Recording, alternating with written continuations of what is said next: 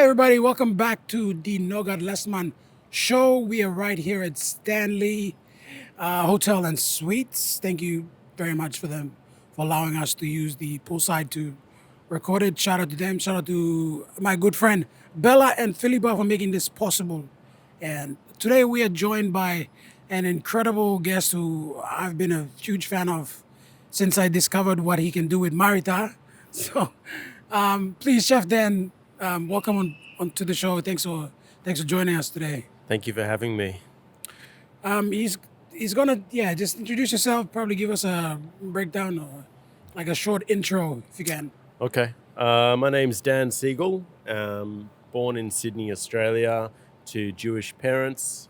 I started coming here about 10 years ago and then made the decision to move here just over 3 years ago. Goroka was the place to go. The food there is just incredible. The natural produce that's coming out of there really inspired me to come. I've always been in food, or I've always been obsessed with food, but I never did any official chef training. I've owned a couple of restaurants in Australia, but my primary qualifications actually as a graphic designer and creative director. Really? Yeah. That is interesting, honestly. Yeah. But man, graphic design and so basically you took a U-turn from what you went to school for, which is graphic Yeah. design. Less of a U-turn, more of like a jumping out of a plane kind of situation. Yeah. But where did the love for cooking start for you? As early as I can remember, really. I think my earliest memory of cooking was when I was probably 3 or 4 or 5, whenever your memory starts to kick in. I used to make pancakes with my mum. Used to help my Scottish grandmother make shortbread and other baked goods in the kitchen. So yeah, I started from there all throughout high school and even university. All of my jobs were at cafes or restaurants or bars, making coffee or being a dish pig or being, an assistant chef, cleaning a lot of dishes, a lot of dishes. What's one dish like you made on your own for the first time and you like, this is the first dish I made? Interesting. The first dish I ever made that wasn't super basic was banana crepes. So my parents used to take me to this cafe, and they knew the owners, so they used to let me just stand in the kitchen and watch the chef cook. So I watched how he made banana crepes, and then every Sunday morning for the next few months, I would practice trying to get that right. Looking back at it now, it's a pretty basic recipe. It was just crepes, and then you slice up a banana and throw it in the microwave, and then Right. wrap it up into the pancake and sprinkle some icing sugar over the top. Yeah, I mean it sounds basic, but I've tried making a crepe. It's not easy. It's not easy. It's not easy. It's not easy. No. It's like for those who don't know, it's like a more thinner pancake that you have to layer it on and then like roll it up. Yeah. It's super delicious too. True. So man, what was like the moment you decided, okay, maybe I should go full into cooking? Yeah, that was about 10 years ago. I had a branding agency at the time called Brand Organic. It was going really well, like on the up and up. But I just hit this wall where I was just a manager. I was just managing a business, and all I was focused on was just getting more clients in order to pay my employees. Yeah. And I kind of hit this crossroad where I needed to take more employees on to service the clients that I had. And I was looking at a bank loan for like $500,000 Australian dollars to kind of set that up. And at the same time, there was this Thai restaurant for sale that, sparked my interest. And it was like a crossroad. And I knew in my gut it was food. But because of my upbringing, come from, successful people, of mostly professionals, I had this, expectation on myself to, make money a more traditional way. But, trusting in God and listening to your gut was what led me to that. So I ended up closing the agency and buying the restaurant. So that was like my first step into actually kind of putting my money where my mouth is. Yeah. Wow, that's a big trust leap there, honestly. Yep. That's incredible for you to just, something that you've spent your whole life building, and then to sort of shift and just having that faith in yourself and God that you can back yourself off is incredible. I definitely didn't have faith in myself. Definitely did not. It was a leap of faith with God and with just being really brutally honest with yourself. The irony is it kind of failed anyway. Right. But you learn from that. Yes. Well, 2 other Thai restaurants opened up within a year of us buying that one. And they were owned... How can I put this without sounding rude? They were owned those businesses were set up in a way where they were able to pay their employees under the table, which was something I wasn't willing to do. Right. So they were able to kind of undercut us. And also a white guy owning a Thai restaurant is a little less, True. Less authentic. Yeah, less authentic. Yeah. So the business kind of took a downturn in that way. I call it like the most expensive Thai cooking course in the world. It was like $100,000 Thai cooking course. Wow. So I'm really good at cooking Thai food now because of that debt I incurred. Yeah. But what did you learn from like that part of your journey where it closed down, and then now you came from that? Yeah. Say again, sorry? What was your takeaway from that whole experience of trusting in God and I mean, besides the $100,000 of Thai recipe. You know what? Being in that much debt actually teaches you that money can't rule you. Like when the figure gets that high, you're just like, well, they're not going to kill me. Like they can't take my life away. That's just a figure that is owed.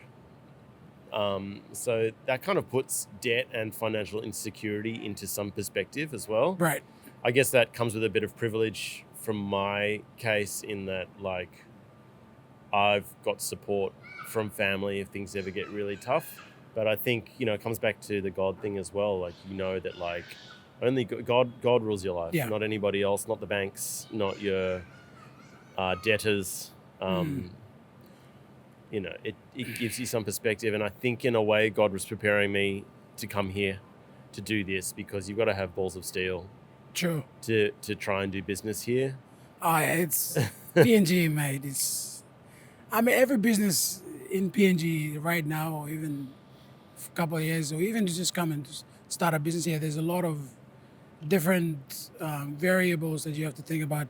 The human resources, let alone the economy and all of its, things. But moving to a more lighthearted topic, I've discovered you firstly from that Marita video. Well, actually, I'm lying. I discovered you like way before that. You were quietly video. Watching a lot earlier. I was. Yeah, I was like commenting, and it was crazy. But that Marita was the one that stuck with me because for you to take something that, for me as a Highlander, we only knew one way to cook that dish right, which was take it out, boil it, press it with our hands, and then we'd use the fat to like rub on our cocoa. Yeah, cocoa, kumu, and all of that, and then that's how we eat it. Or like we use the paint for like traditional stuff, right? But for you to make what was it, fettuccine? From that, it's like that blew my mind. I was like, what did it taste like? Where did that idea come from?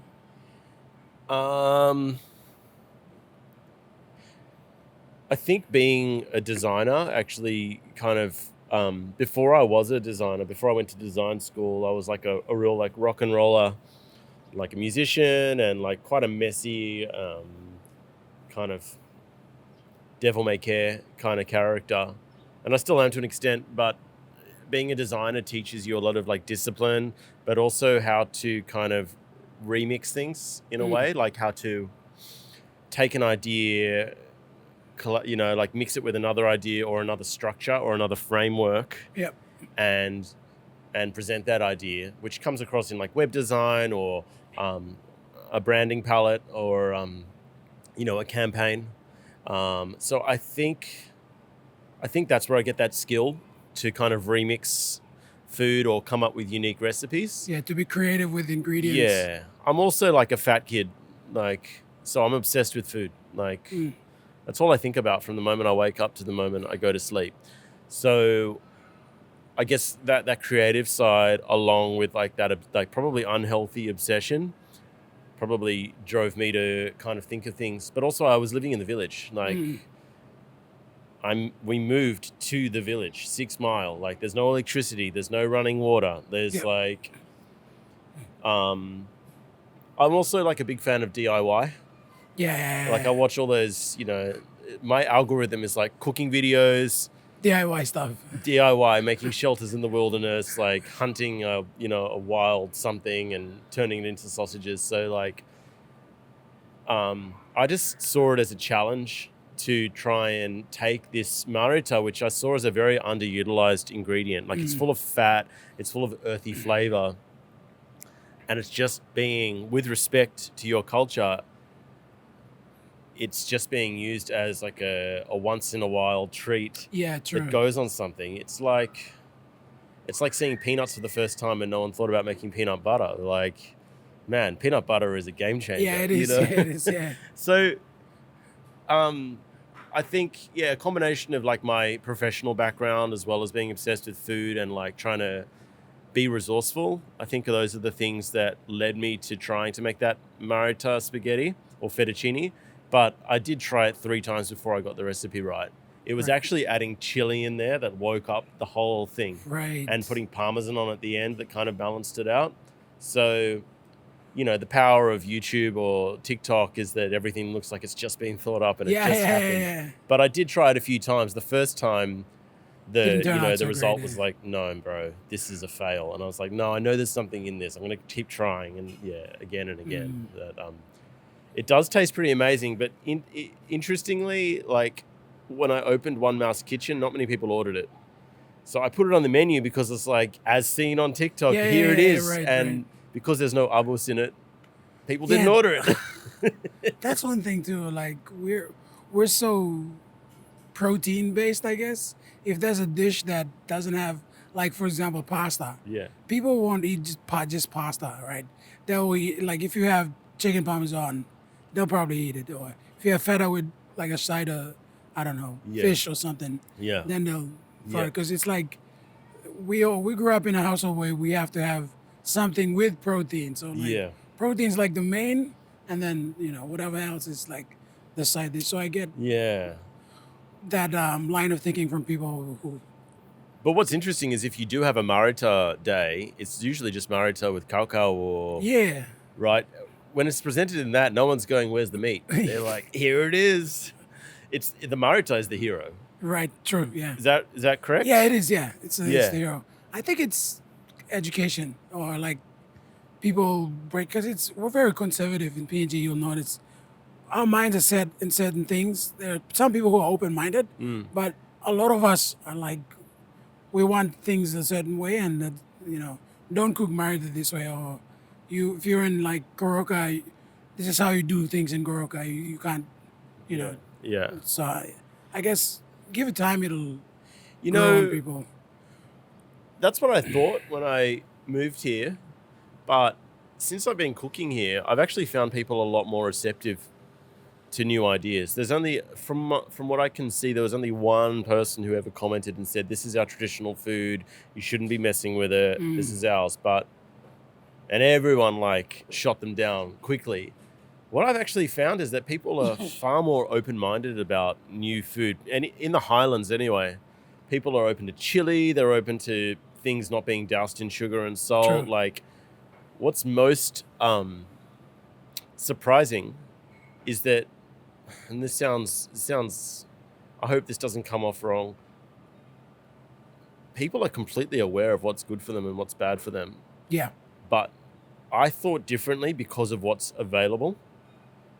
In a lot of the eating places, it's all fried. It's cheap sauces are used to dress it up.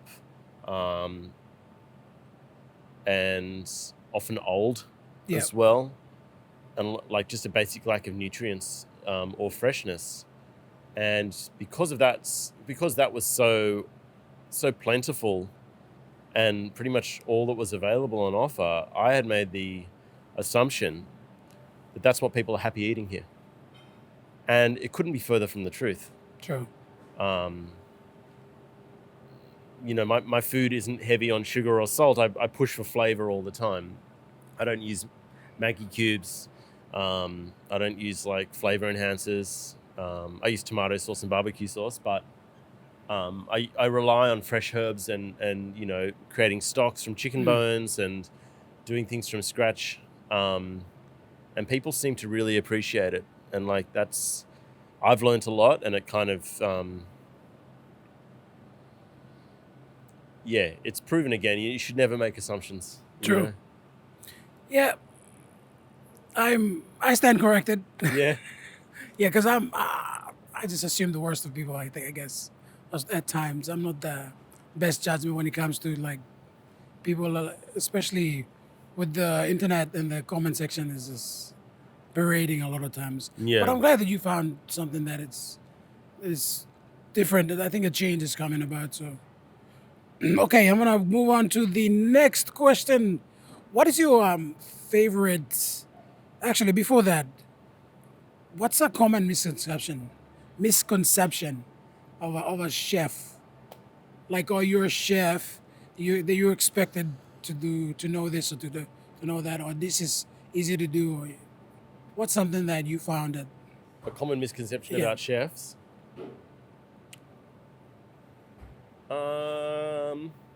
I think a common misconception is that we're like respectable. Someone said to me the other day, "Why do you all have so many tattoos?" And I had to think about it because a lot of chefs do have a lot of tattoos. Yeah, true. A lot of chefs have drinking problems. A lot of chefs have drug problems. I think there's like an addictive element to chefs' personalities. I think there's an obsession, and there's insecurity, and there's like a problem with addiction in some kind of way. I think that's what makes us obsessed with food. I think a lot of us have eating disorders as well. So I think a common misconception is that we got our shit together. Yeah. Because I think, to stand on your feet for anywhere between 10 and 16 hours a day, You got to be a madman. to make something that's got a shelf life of a couple of hours is kind of crazy. But also this kind of, and that goes along with the tattoos and a lot of chefs I know who have drug and drinking problems. I think that's why there's so many tattoos. Yeah. And also there's like this idea of beautification, like taking a broccoli and like sauteing it in butter and then putting some crispy garlic on top and parmesan. There's like this obsession with elevating things all the time, and I think we do that with our tattoos and with food, and kind of trying to suck as much flavor out of life as possible to an unhealthy obsession. True. I think also the other thing is probably a misconception because a lot of chefs swear and there's a lot of like talk of bullying in the industry and roughness. I think what people don't realize is that chefs are very sensitive and they're quite empathic people. Like they want to please people. They want them to enjoy. Often if you see chefs eating together, it won't be at a fine dining restaurant. It'll be at like a street stall. It'll be like a big bowl of pasta together. There's like a real family communal element to it. And I think chefs, or at least the ones I'm friends with, are all seeking to find that authenticity and that connection and that like that feeling that like you've done a good job and that like you've satisfied people. Yeah, because food's so primal, True. like you like feeding someone is like one of the ultimate services you can give, and to do that day after day, you're not just doing that for your ego, you're doing that because you genuinely want people to enjoy the food they're eating. And from my perspective, like the hard-earned money, I know people, I'm not cheap. I know there's rich people who eat from me, but there's a lot of people who come and spend 30 kina on a meal that I've made, and I want to make sure they feel valued. Like those kinas Are worth it. are worth it, man. Like that's why I get up at 2 or 3 every morning and go to my kitchen and make donut dough and bread dough from scratch. And I don't use cake mixes. I don't use Maggi cubes. Like I getting emotional about it. I really do want Love- people to feel valued, especially in this country. You know, in Australia, an employee can get $30 an hour. That's like 90 kina to do barely nothing. People earn 5 kina an hour here and work their asses off. So if someone's going to spend potentially 6 hours worth of their wages to buy something off me, I want them to feel that love in the food, and I want them to have an experience, you know? It's amazing. Thank you. Thanks. We'll be right back right after this break. Welcome back. We're going to go to the second part of the questionnaires that I have today. I'm a big fan of your, like, the creative process and how you create your content. And now that I've learned that you have a creative director's background in that, tell me, how did the name WanMaus come about? I was making some food one day, and my tambu, I offered it to her, and she says, "I'll just have one mouse." And I said, "What is that?" She's like, just like one mouthful. It comes from the highway where you'd stop off at Darlow Pass and grab a little piece of lamb flat wrapped in a leaf, and it was one mouse. And because the business that I started here was a catering business, I liked the idea of like finger food going around and you just grabbing one mouthful. I wanted something in pidgin, so it was a bit more authentic and less kind of colonize-y. And yeah, that's where the name came from. But like now the brand's kind of taking a life of its own. Even when my kid's riding in the back of my truck, people shout out to him, "Hey, that's the WanMaus kid." So it's like, and it's much bigger than me. The logo is not me. It's a national having a bite, and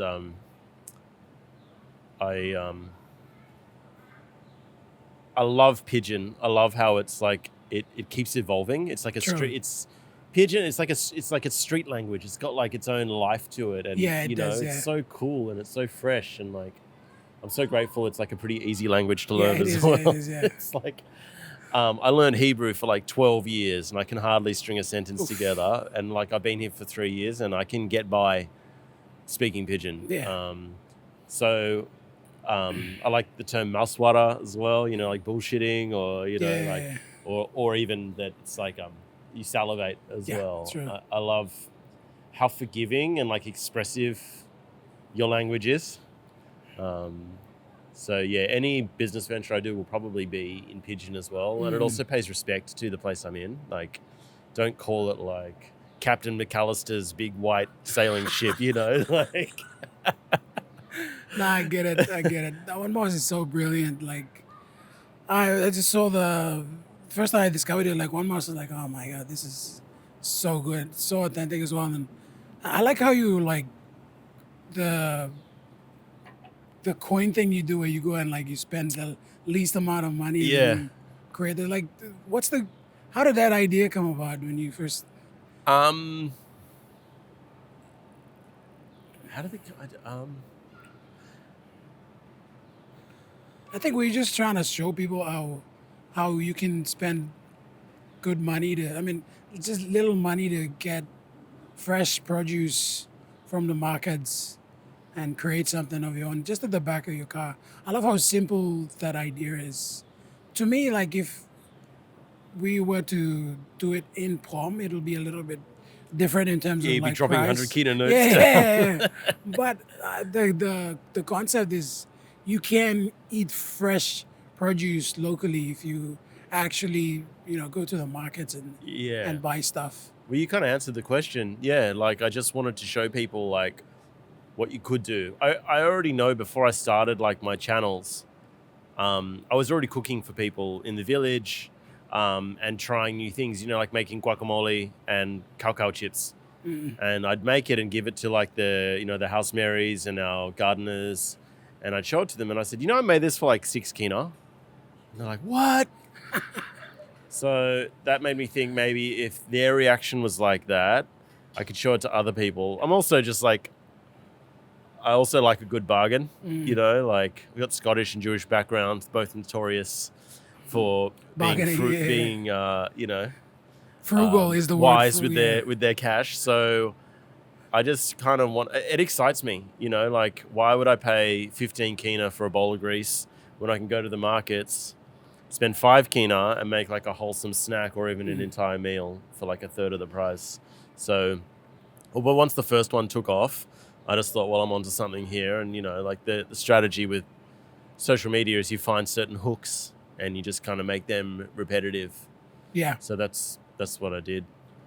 Yeah. It's probably do a poem version when you're here. Sorry? Just probably do a poem version when you're here. I was actually going to ask if I could take someone, if I could bring some muscle with me to the pond markets, because I've heard it's quite rough. Oh, yeah, it is rough in a sense that if you're new there, there's like kids who are just there to help people market. Yeah. And if they see a new face, they'll Yeah. like rush to help you really, but Yeah.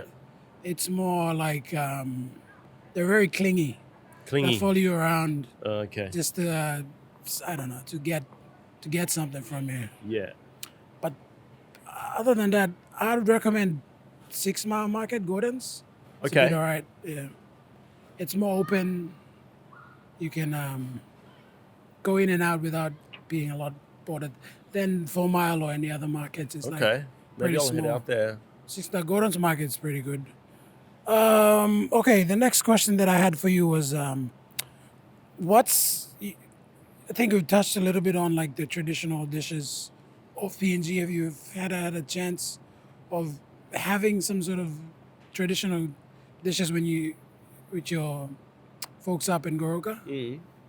Did you have any cuisines or like mumu, or did you like a certain dish? I've had mumu, I've had nangu, I've had saksak, mambo. I already said mambo. Had Marita. I think nangu is my favorite. I think saksak's my favorite thing. Nangu, the texture, I just can't kind of.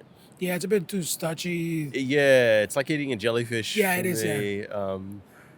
I think I like saksak in how transformative it is. You just get this powder, and I've seen on YouTube the process of how they make that starch. That's pretty incredible.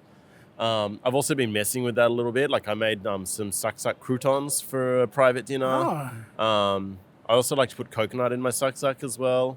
And then I've kind of borrowed from Thai, where I make like a vanilla, salty, sweet coconut cream to go with the saksak. I really love mambu as well. I love like the communal element. You all get together and you make your little packs and you pack it in.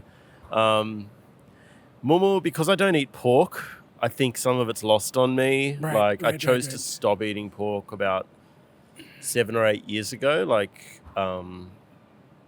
Was it a health decision or religious? Well, I'm Jewish, okay. But I'm a Messianic Jew now, so I'm kind of like, I can eat whatever I want to, but I never grew up eating it, so I kind of, it just feels wrong to me. So actually when we were in KVang, they did a big mumu for me to kind of welcome me into that part of the family. And they cooked this pig and it smelled so good. They did it in the coconut cream, like the islands mumu. And then they made some chicken ones for me on the side. And they served it all up and I went for the pig and they're like, don't eat the pig. They killed the chickens for you. Yeah. Don't touch the pig. I was like, oh man, the one time I actually would eat it this time because it looks amazing. The mumu for me, I actually got this side note, this tattoo of mine. Yeah, that one. The pineapple cake is actually a result of the first time I came to Goroka, they did a mumu to welcome me. And I was so excited. I think I was only like just 30 back then. And they'd made the mumu for me, and then there was still hot coals left in the ground. And I was like, what can I do with that? That's basically an oven. Yeah. So I quickly cut a fresh pineapple, got some flour and some yeast hanging around and some sugar, and I made a pineapple cake and wrapped it up and put it in the ground. Cooked it in the mumu coals. Yeah. So then my village name became Pineapple Cake. Right. Yeah. So that's where that kind of tattoo came from. But yeah, the mumu for me, for someone who really seeks out flavor and like always extending things, I never really got into mumus that much because I just wanted a bit more flavor. But I've come to appreciate like the simplicity of it and the flavor of the earth and the banana leaves. True. And I actually have heavily flavored mumu before, and then that subtle flavor of earthiness actually goes away when you mess with it too much. So I respect it for what it is. But, what about aigir? Have you ever tried it? Yes. It's pretty good. Big fan. Big fan of aigir. Tamatama? Tamatama? Tamatama, it's like long, like slow cooked saksak, but No. mixed with banana. You should definitely. Where's it from? It's Morobe. Okay. Dish from Morobe. Originally, there's a version of it in Buka as well, but the Morobe one is a bit more famous because it's mixed with. It's basically saksak and banana. They wrap it in banana leaves, and then some call it I forgot the name. Someone put the name in the comments. It's puri or something. It's like it's really. So they just keep steaming the saksak for like a long time? So you wrap the banana and the saksak, you mix it, and then it becomes this sort of pasty. Pasty. That's how you make saksak, right? Yeah, that's how you make saksak, and then you wrap it in banana leaves, you boil it, and then it becomes a little bit solid. Yeah. Toss the water out, take out the banana leaves, and then put the saksak into the coconut cream. Right. Heavy coconut cream, and then just boil it, bring it to a boil, and does it break down like into like a soupy kind of thing? No, it stays solid. Right. Because it's already cooked. Yeah. You just have to bring the cream to a boil. Right. And then put the saksak in, so it's like it doesn't boil for a really long time. So it's like twice cooked saksak. Yeah, it's twice cooked saksak, and it's like whoa. Really. I'm gonna try that. You gotta try it, honestly. Tamatama. It's so good. It's so good.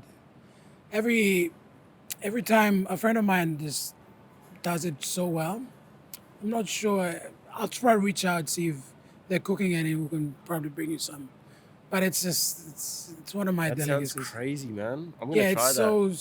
It's so sweet. It has like a sweet coconutiness to it. It's very nice. See, that's making my mind. You can try it or check it out when you can. Yeah. Just moving on to the next one. What's a favorite quote from an author or a philosopher, someone you admire, that you sort of use to keep yourself grounded and focused on your goals? Woo. Well, there's one from the Bible: "Walk by faith and not by sight."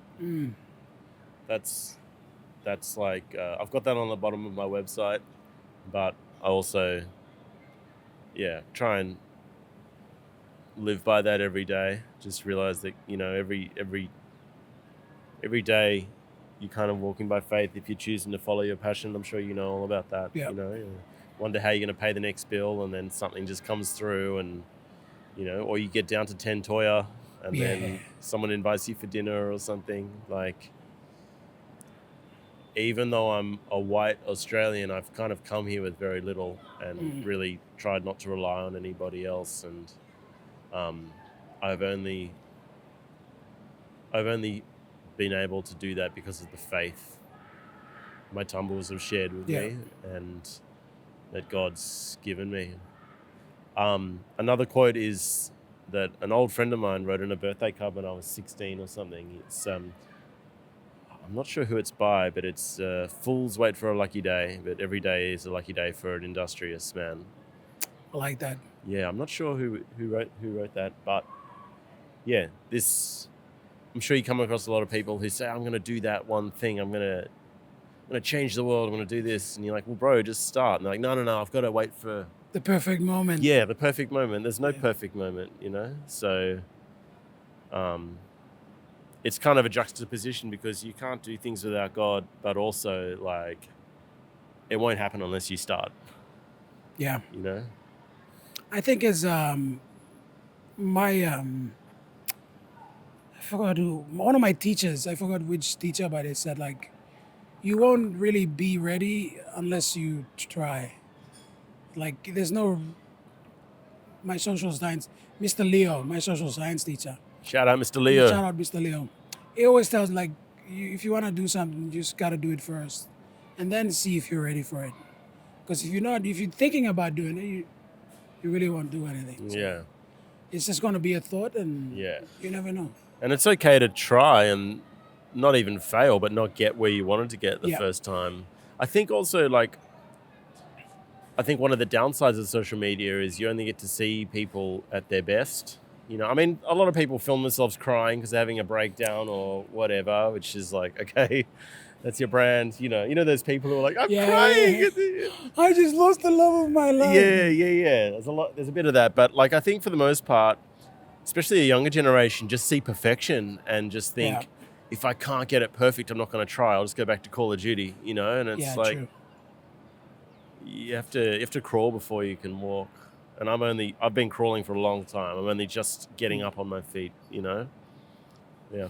And I think just to add on what you're saying there is like our youth, just because of how fast things are today, we expect results faster than just waiting, being patient, just writing out. Is it okay if I take a seat? Yeah. He's trying to show us his tattoos, guys.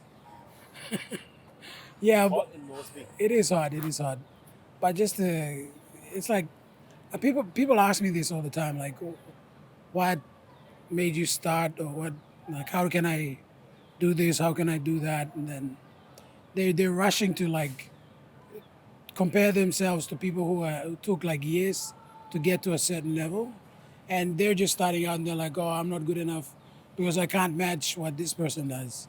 And then you look at the back of it, like there's decades of work that's Yeah. put into it. So you can't, if you're just like starting out, say as a content creator, and you expect your next video to hit 100,000 views, you can't just get to that level. You have to put in the work and sort of like build slowly, and slow is fast, Yeah. steady is, I forgot that saying. Slow is fast, steady is, smooth is steady. Anyway, I'll put it in the comments. Okay. Yeah, but I think it goes a long way for you. Yeah, there's those 10,000 hours. I was teaching 10,000 hours. That's the one. I was teaching one of my juniors how to make coffee the other day, and I showed him how to make it, and then he didn't do a very good job the first time, and he's getting upset with himself. And I said, I've actually been making coffee for like 25 years. It makes me sound so old because I am so old.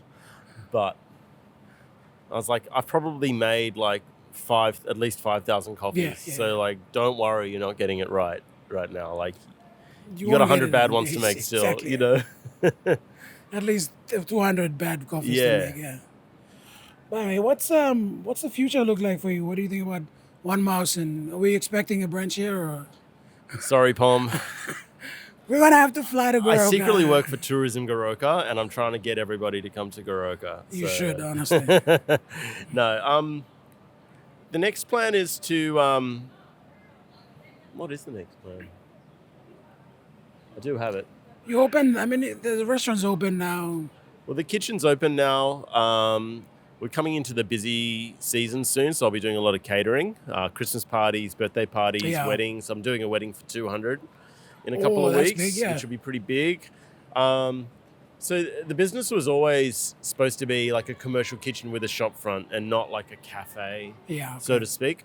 That said, I may expand my dining area to allow for more people to come and hang out and eat. But I'm going to take on another junior. I'm going to do like kind of an unofficial apprenticeship, because I've realized how much of what I'm doing can have an impact on young chefs or young hospitality workers. Yeah.